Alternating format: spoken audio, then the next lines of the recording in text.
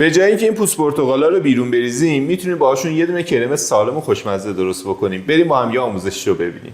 خب میام چند تا پوست پرتقال رو به این حالت میگیرم. فقط توجه داشته باشین قسمت رویه، قسمت سفیده پوست پرتقال رو استفاده نمی کنیم و بعد میایم و داخل یک ظرفی میریزیم و بهش آب اضافه میکنیم. وقتی آب شروع کرد به جوشیدن 5 دقیقه تا 10 دقیقه میجوشینیم و بعد آب جوشیده شده رو خالی میکنیم و مجدد روش آب تازه رو اضافه میکنیم و این کار 4 مرتبه انجام میگیره تا بتونیم حتی الامکان اون تلخی پوست پرتقال ها رو بگیریم. حالا بیش از اینم میتونید شما بجوشونید.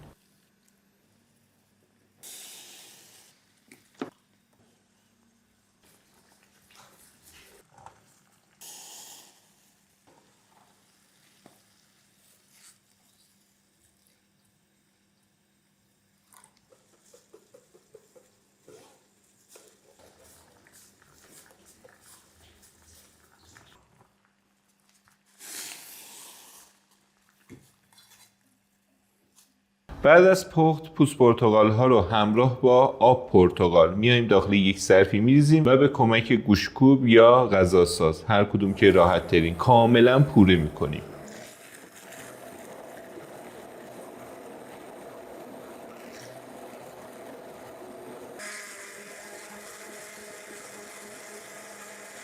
بعد از اینکه پوره شد میایم بهش شکر، نمک و آگار آگار رو اضافه میکنیم و دوباره یه همی با گوشتکوب میزنم تا کاملا ترکیب بشن.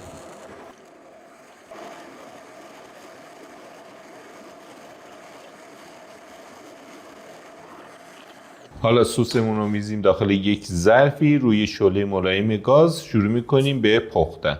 همینجوری هم میزنیم. وقتی شروع کرد به غل خوردن تقریبا 1 تا 2 دقیقه به هم زدنمون ادامه میدیم و از روی شعله برمیداریم.